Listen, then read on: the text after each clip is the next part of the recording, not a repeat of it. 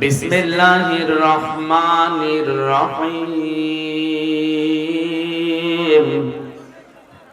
وقاتلوا في سبيل الله الذين يقاتلونكم ولا تعتدوا إن الله لا يحب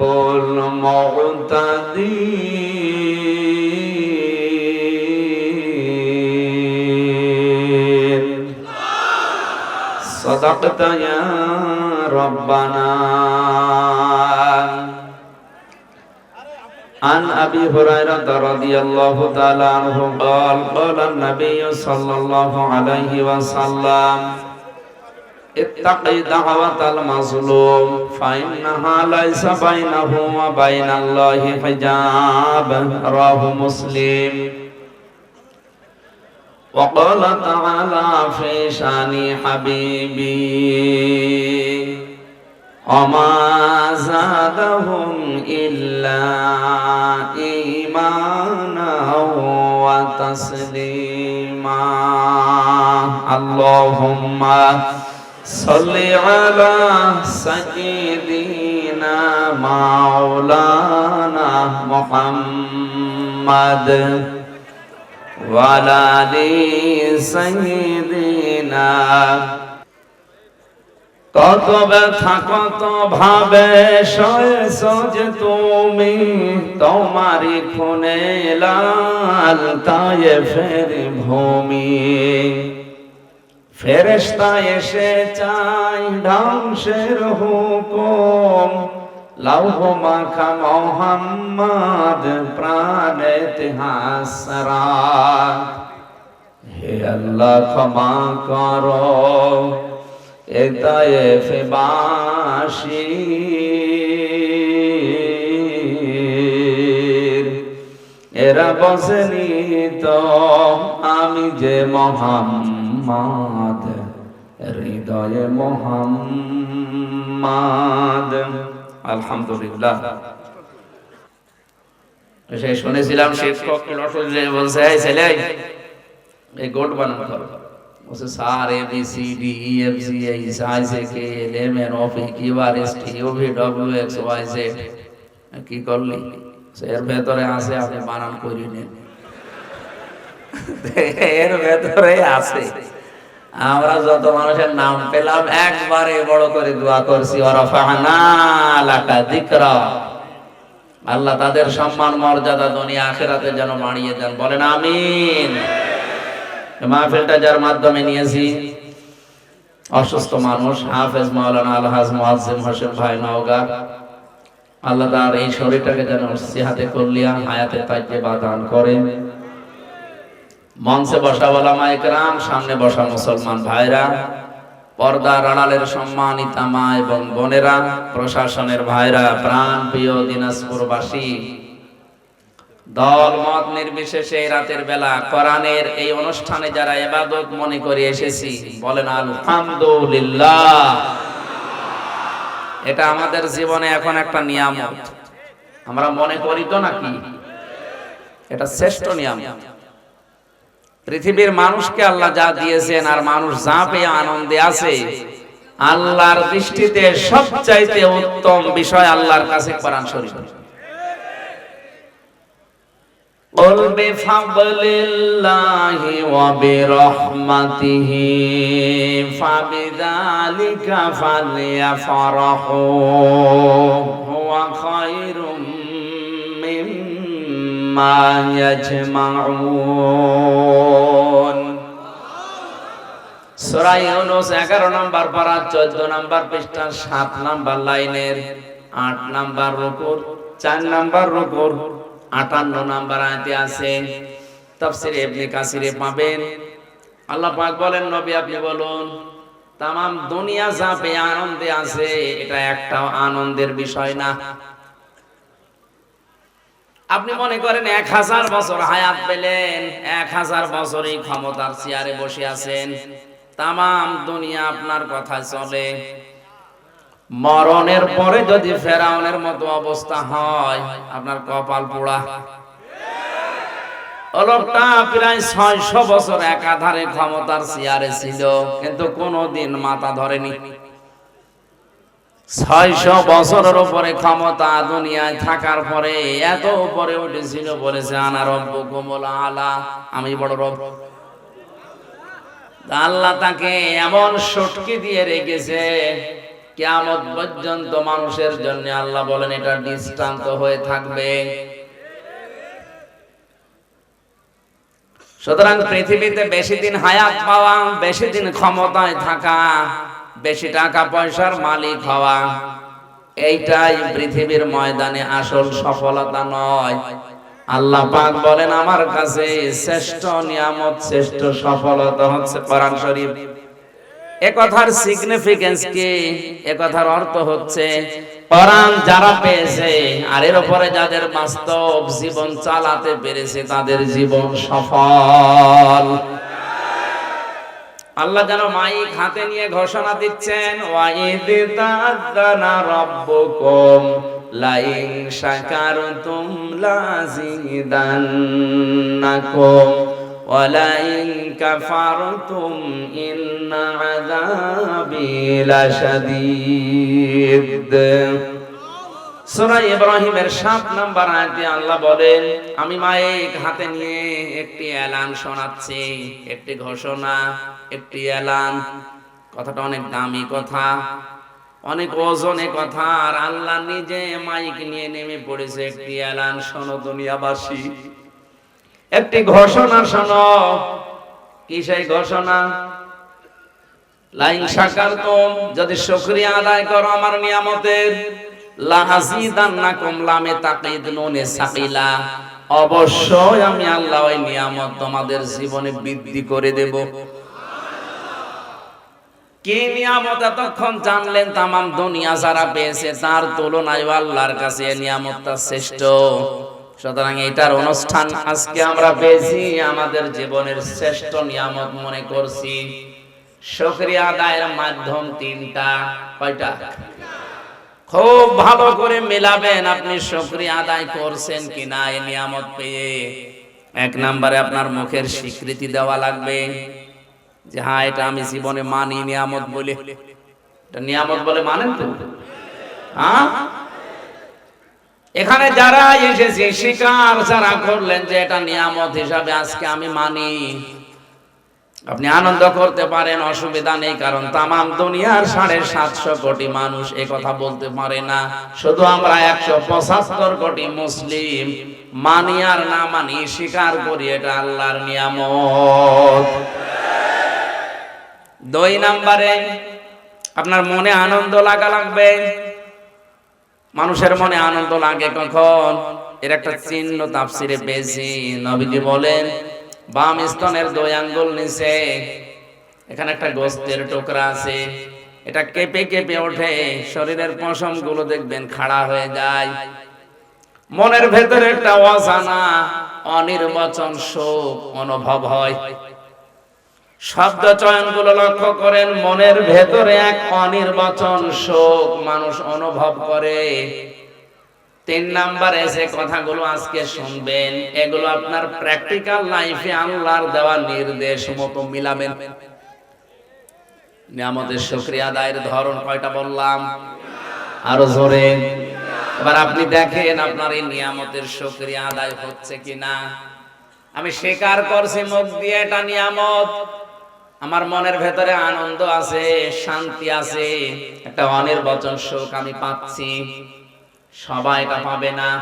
ওয়াইদা সামিউ মা উনজিলা ইলার রাসূলি তারা আয়ুনাহুম তাফিদু মিনাদ দামি মিম্মা আরাফু মিনাল হক ইয়াকুলুনা রব্বানা আমান্না ফাকতুবনা মা'আশ শাহিদিন।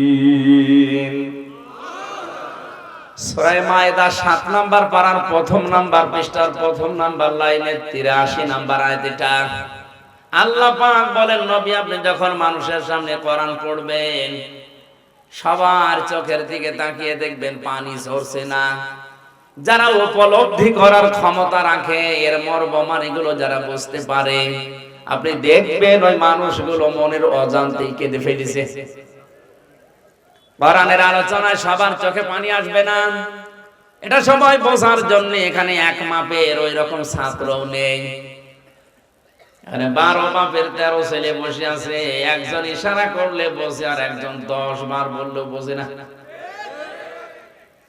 বিশ্ববিদ্যালয়ে যারা ক্লাস নিতে দেখতাম সর্বোচ্চ 45 মিনিট, কারণ ওখানে যারা বসে আছে সামনে 80-82 জন ছাত্র ছাত্রী, সব এক মাপের মেধার।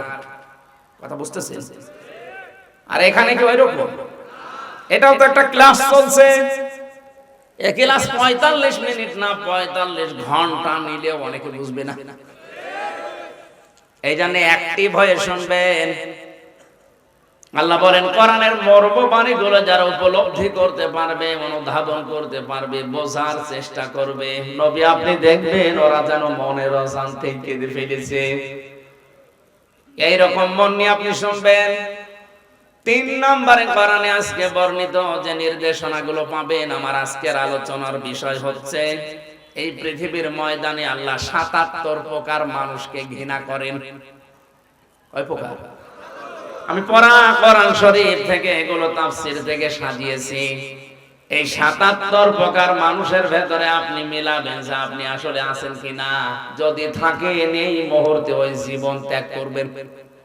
কথা বলেন না কেন? কারণ আপনি আল্লাহর ঘৃণিত, আল্লাহর কাছে অপছন্দনীয়। আল্লাহ আপনাকে ভালোবাসে না, পছন্দ করে না, ঘৃণা করে। আপনি নিজের দিকে প্রশ্ন করে বলেন, আপনার মালিক যদি আপনাকে ঘৃণা করে, আপনি কি আসলেই মানুষ? সুতরাং এখনই থামবেন যদি 77 প্রকারের ভেতরে পড়ে যান। আমার আলোচনার বিষয় আজকে আল্লাহ কাদেরকে ঘৃণা করেন, বলেন সুবহানাল্লাহ। আল্লাহর এই নিয়ামত যদি শুকরিয়া আদায় করার 3 নাম্বার মাধ্যম ধরেন, এখানে বর্ণিত যে নিয়ম নীতিগুলো অ্যাডভার্টাইজ করা হবে, ডেলিভারি দেওয়া হবে, ওইটা শোনার পরে এখন থেকে প্র্যাকটিক্যাল লাইফে আপনি একটা একটা করে মিলাবেন। আল্লাহ আমাদেরকে এভাবে কোরআনের আয়াতের শুকরিয়া আদায় করার তৌফিক দিন, বলেন আমিন। ওয়ালা ইন কাফারতুম ইন্না আযাবি লাশাদীদ।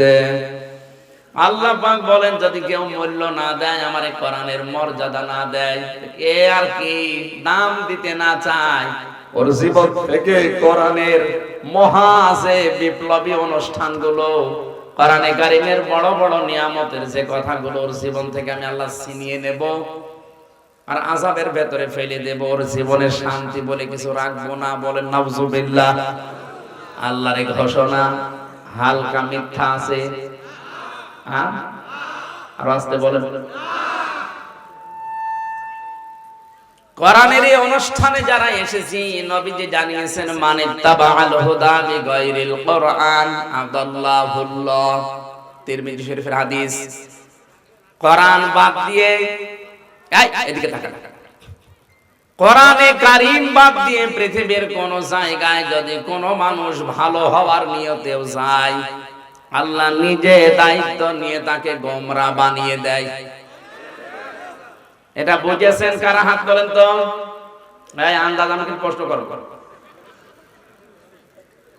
যে শব্দ বলেছি এর আসল শব্দটা কি, এর ভাব কি, আমি জিজ্ঞাসা করবো। আন্দাজ হাত তুলেছেন আপনি? এখানে আলেম যারা বসে আছে তাদেরকে বলছি, শব্দটা কিন্তু দল্লা না, আদাল্লা। দল্লা ইয়াদিল্লু যদি নবী দিতেন, তাহলে আপনি নিজেই নিজেকে গোমরাহ বানিয়ে ফেলেছেন, এরকম অর্থ আসতো। আদাল্লা বাবে ফাআল থেকে এসেছে, আদাল্লা ইউদিল্লু। বাংলা অর্থ দাঁড়াবে বাব থেকে কোন শব্দ আসলে আপনি হয়তো ভালো হওয়ার নিয়তে কোন জায়গায় গিয়েছিলেন, কিন্তু কোরআনে কারীম এবং কোরআনের কর্মসূচি সেখানে ছিল না। এজন্য আল্লাহ নিজে দায়িত্ব নিয়ে আপনাকে আরো খারাপ বানিয়ে দেবে। হেদায়েত দেওয়ার একচ্ছত্র মালিকানা হামজার। আসতে বললেন কেন? কোন পীরের হাতে দিয়েছে আল্লাহ, কোন নবীর হাতে, কোন ফেরেশতার না, এটা শুধুমাত্র আল্লাহ নিজের কুদরতি হাতে রেখেছে। এ হেদায়েত দিতে পারে একমাত্র কে? আপনার কি বিবেকে একটু ধাক্কা লাগে না? উনি নিজে বলছে আমি তোরে নিজে গোমরা বানাবো, তাহলে হেদায়েত দেওয়ার আর কেউ আছে? সুতরাং এই মুহূর্তে আপনাকে সিদ্ধান্ত নেওয়া লাগবে, যদি আপনি পাগল হয়ে না থাকেন যে কোরআন যেখানে নেই ওইরকম পীরের দরবার যদি আমার বাবাও তৈরি করে, ও দরবারে আমি নেই। কোরআন যে দলে নেই ওই দল যদি আমার বাবাও প্রতিষ্ঠাতা হয়, ওই দলে আমি এখন থেকে আর নেই। এবার আওয়াজ একটু কমে গেছে। এলাকার মানুষ তো চালাক আছে, সারা দেশের মানুষ যে বলে রংপুর বিভাগের মানুষ মহাবয়সী মুরগির জল, এ তো ঠিক না। দেখছি এলাকার মানুষ চালাক আছে।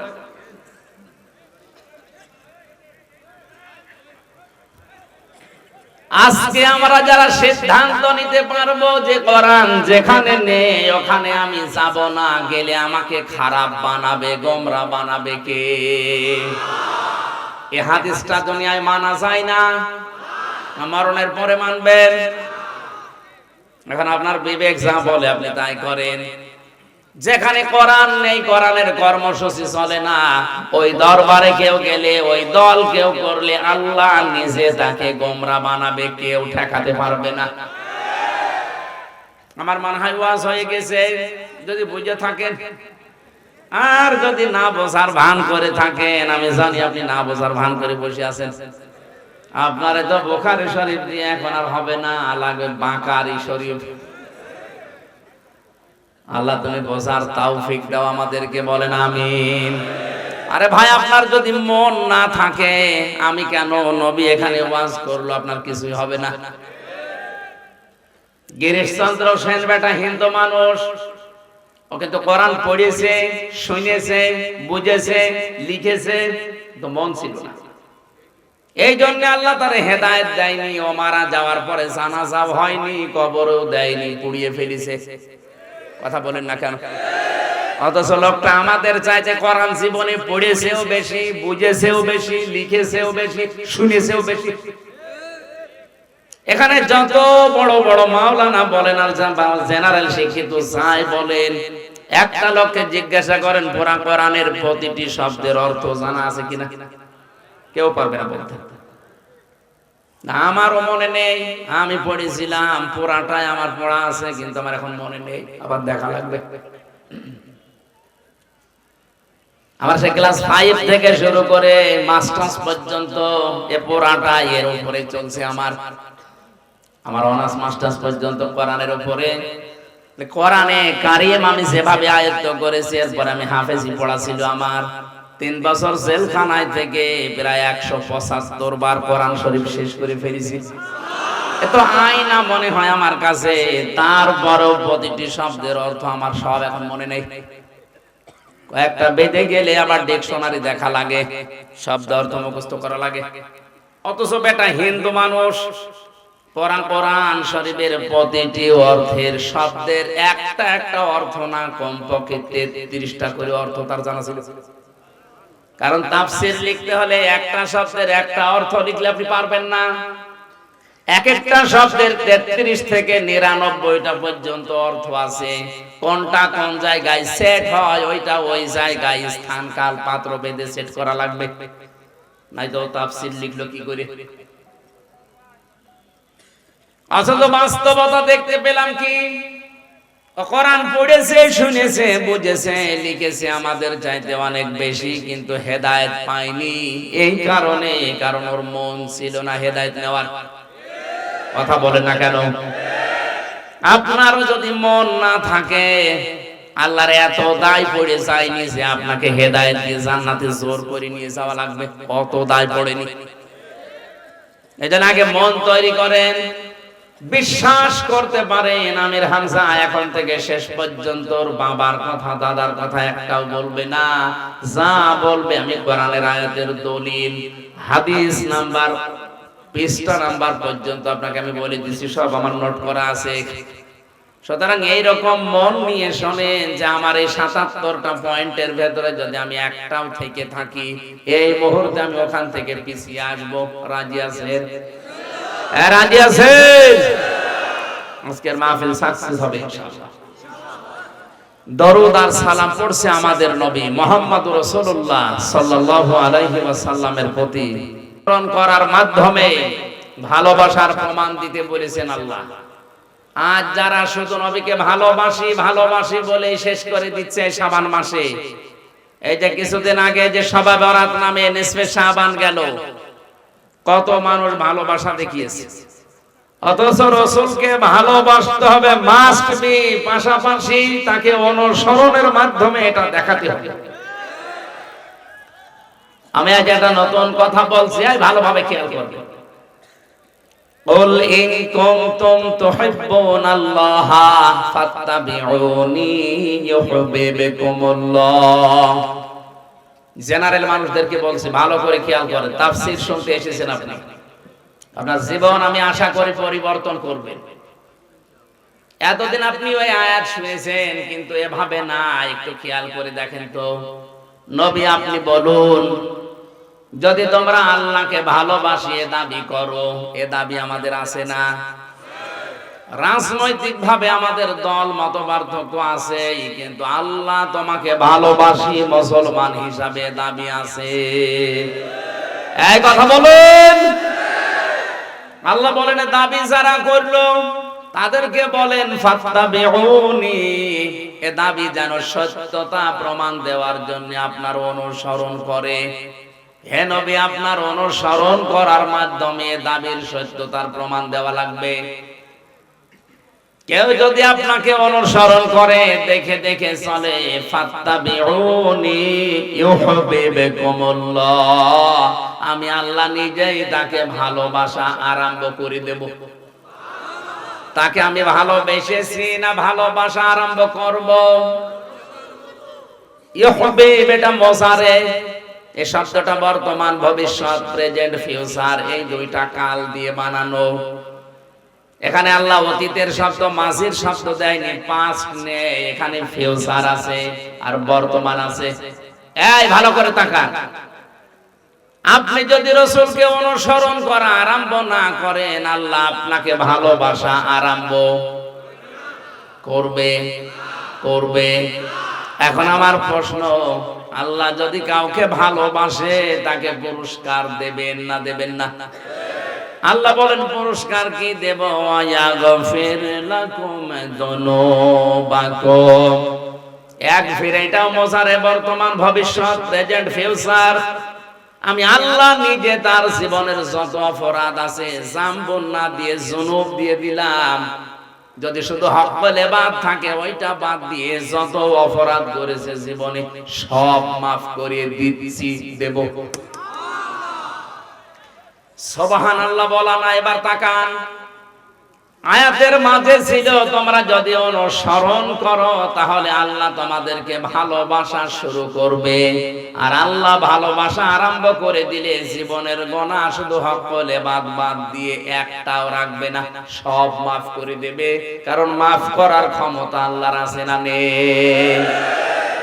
এবার আমাদের এখান থেকে শিক্ষা কি? আমরা অনুসরণ করব কি আংশিক না পূর্ণাঙ্গ? আরো জোরে বলেন। এবার আপনি নিজের দিকে মিলান তো। আপনার অনুসরণ হচ্ছে, আমিও দেখতে পাচ্ছি, আমারও অনুসরণ হচ্ছে, আমিও টের পাচ্ছি, কিন্তু আমাদের অধিকাংশ অনুসরণ এই দেশের রাসূলের আংশিক, পূর্ণাঙ্গ হচ্ছে না। আপনার মাথা থেকে শুরু করে পা পর্যন্ত মিলান না। মাথা নিচু করে মন খারাপ করার জন্য বলছি না, মাথা থেকে শুরু করে পা পর্যন্ত একটু মিলান তো রাসূলের অনুসরণ হচ্ছে কিনা। আপনার চুলের কাটিং রাসূলের মতো হয় না, আপনার মোছের কাটিং রাসূলের মতো হয় না, আপনার যে দাড়ি এটা রাসূলের মতো হয় না, আপনার যে পোশাক আশাক এটা রাসূলের মতো হয় না। তার কোন জায়গায় হাত দেব, যেখানে হাত দেওয়া হয় একটাও তো মিলছে না। আপনার পরিবার, সমাজ, রাষ্ট্র কোন দিকে তাকিয়ে বলতে পারবেন যে আমার রাসূলের মতো অনুসরণ হচ্ছে? বলেন। হ্যাঁ, আংশিক আমরা কিছু করছি। নবীজি নামাজ পড়েছিলেন, আমরাও নামাজ পড়ি। নবীজি রোজা রেখেছিলেন, আমরাও রোজা রাখি। বিশ্ব নবী যে সারা জীবনে 63 বছরে একটা মিথ্যা কথা বলেনি, এটা আমাদের জীবনে পাওয়া যাবে?